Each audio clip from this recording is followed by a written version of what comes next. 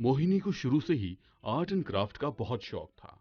वो आए दिन पुराने सामान से नया सामान बनाती रहती थी। उसके इस शौक में पति विहान ने भी बहुत साथ दिया और उसकी जरूरत का सामान उसे ला कर दिया ताकि वो अपनी हॉबी को पूरा वक्त दे सके। दोनों पति पत्नी बहुत सुखी थे, मगर सिर्फ एक बात का दुख था कि उन दोनों की कोई संतान नहीं थी। मोहिनी, ये लो, तुमने आर्ट एंड क्राफ्ट के लिए जो कलरफुल कपड़े मंगवाए थे ना, वही लेकर आया हूँ।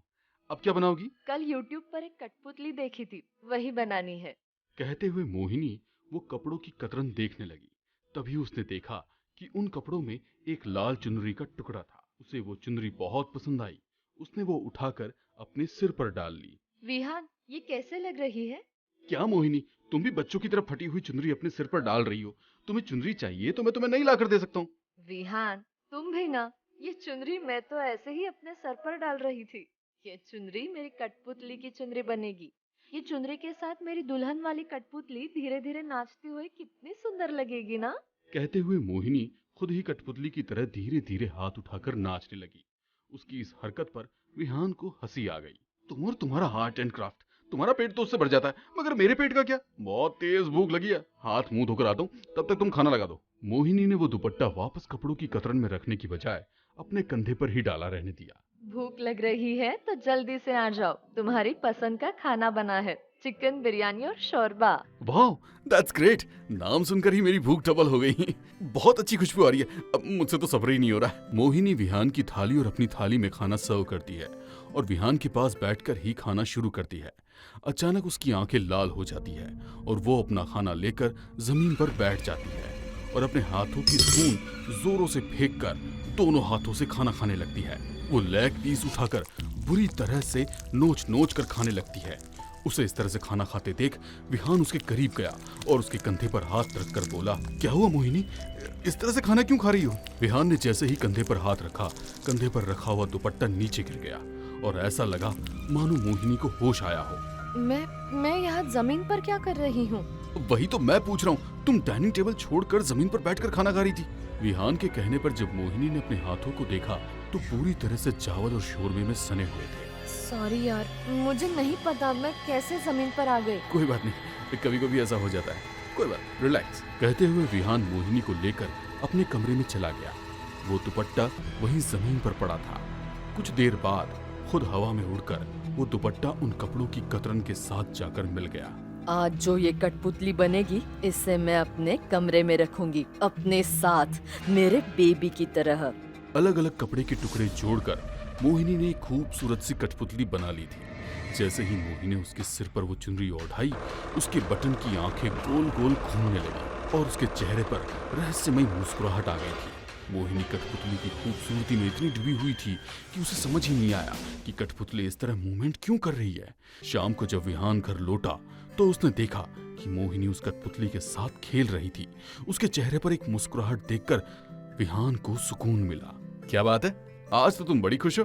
देखो कितनी खूबसूरत कठपुतली बनी है। दोपहर में मेरे साथ बातें कर रही थी। क्या हुआ, क्यों हंस रहे हो? लाओ, कुछ देर में तुम्हारी कठपुतली की तन्हाई दूर कर देता हूँ, तब तक तुम मेरे लिए चाय ले आओ। अपने हाथों में कठपुतली लिए विहान मन ही मन सोच रहा था कि कितनी खूबसूरत कठपुतली बनाई है। सच में मोहिनी, तुम्हारा कोई जवाब नहीं। तभी उसका फोन बजा। फोन उठाने के लिए वो आगे बढ़ा तो कठपुतली नीचे गिर गई। उसने उसे वहीं पड़े रहने दिया और फोन पर बात करने लगा। जब तक विहान ने फोन पर बात की, मोहिनी चाय बनाकर ले आई थी। कैसे लगी तुम्हें मेरी बनाई हुई कठपुतली?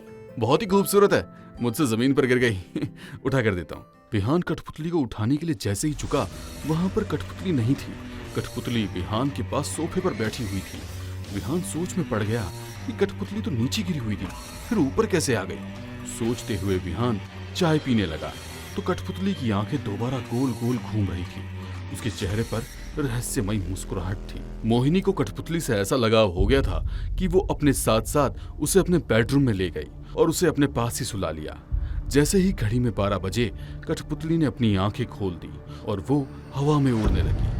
अगली सुबह मोहिनी सोकर उठी तो उसने देखा कि कठपुतली बिस्तर की बजाय पास में काउच पर थी। वो हैरानी से उसकी ओर देखने लगी। फिर उसने सोचा कि हो सकता है रात को विहान ने वो कठपुतली वहां से हटा दी हो। सोचते हुए वो अपने काम में लग गई। कुछ देर बाद जब विहान अपने कमरे में तैयार होने लगा तो उसके कानों में आवाज आने लगी। वो इधर उधर देखने लगा, कोई भी उसे नजर नहीं आया। उसके मन का वहम होगा। वो दोबारा कांच के सामने खड़ा होकर कंघी करने लगा। अचानक वो कठपुतली उड़ते हुए आई और उसके कंधे पर चढ़ गई। पापा, पापा, आप क्या कर रहे हो? कठपुतली को बोलते हुए देख विहान जोर से चीखने लगा और उसने उस कठपुतली को अपने कंधे पर से झटक कर फेंक दिया। जैसे ही वो कठपुतली जमीन पर गिरी, उसके सिर में से खून निकल रहा था। तभी मोहिनी वहां आ गई और उसने उस कठपुतली को इस तरह उठाया मानो किसी बच्चे को उठाया हो। उसके सिर पर से निकलते हुए खून को रोकने के लिए उसने तुरंत फर्स्ट एड किया और विहान के ऊपर गुस्सा होने लगी। विहान, ये क्या बचपना है? एक छोटे से बच्चे को कोई इस तरह फेंकता है क्या? वो तो गनीमत है कि छोटी सी ही चोट आई है, यदि इसे ज्यादा लग जाती तो? विहान हैरानी से कभी मोहिनी को देखता तो कभी उस कठपुतली को। एक निर्जीव कठपुतली का पहले उसके कंधे पर चढ़ना, फिर उससे बातें करना और फिर उसके सिर में से खून का निकलना, ये सारी बातें उसे परेशान कर रही थी। वो ये तो समझ चुका था कि कुछ ना कुछ गड़बड़ है, तभी वो उस कठपुतली के साथ मोहिनी को अकेला नहीं छोड़ना चाहता था, क्योंकि मोहिनी का उस कठपुतली के लिए लगाव और उसे फर्स्ट एड करना, ये सब कुछ भी उसे समझ नहीं आ रहा था। मोहिनी, ये कठपुतली मुझे दे दो, तुम्हारे रिसाइकल सेंटर पर सेल के लिए दे दूंगा। क्या बकवास कर रहे हो विहान?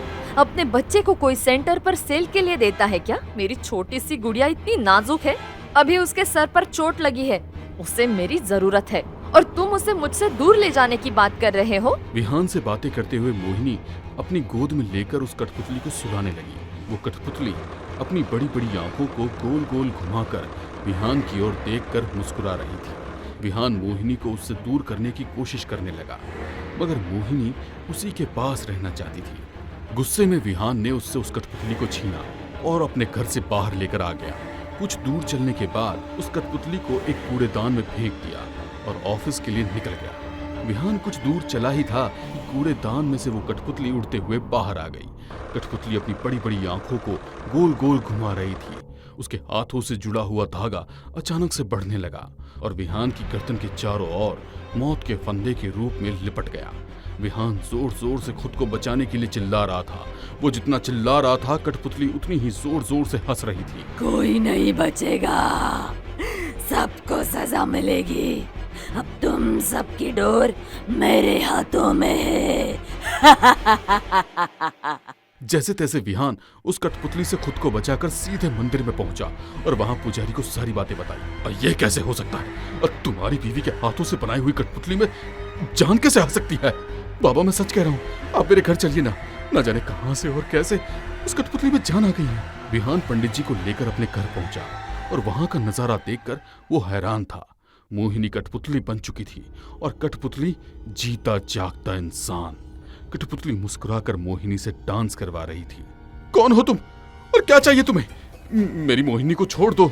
मैं यहाँ नहीं आई, मुझे मोहिनी ने बुलाया है। मोहिनी चाहती थी कि कोई एक बच्चा उसके जिंदगी में आए और उसके साथ वो खेले। लो, मैं आ गई। अब देखो, वो मेरे साथ खेल रही है।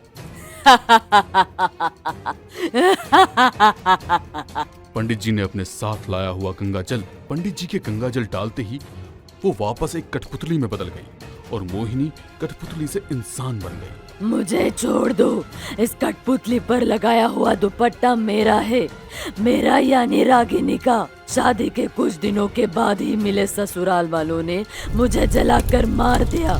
तब मेरे शरीर पर यही लाल सुनहरा दुपट्टा था।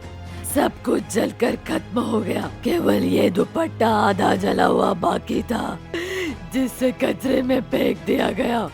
वहाँ से किसी ने उठाकर उसे साफ कर रिसाइकल के लिए दे दिया। मोहिनी ने इस दुपट्टे से कठपुतली बनाई और उसे अपने बच्चे की तरह चाहने लगी। मैं भी उसकी ममता से बह गई और एक छोटे बच्चे की तरह उसे अपनी माँ मान बैठी। तेरे साथ बहुत बुरा हुआ, मगर मैं तेरी आत्मा की शांति के लिए हवन करूंगा, ताकि तू इस तरह भटकने के बजाय दोबारा नया जन्म ले सके। पंडित जी ने विहान और मोहिनी के साथ उस आत्मा की शांति के लिए हवन किया। आत्मा कठपुतली को छोड़कर चली गई थी, मगर फिर भी पंडित जी ने उस कठपुतली का अंतिम संस्कार किया। कुछ दिनों के बाद मोहिनी के घर खुशखबरी आई, वो मां बनने वाली थी। विहान और मोहिनी खुश थे कि वो लड़की दोबारा जन्म लेकर अब उन्हीं के घर आ रही थी।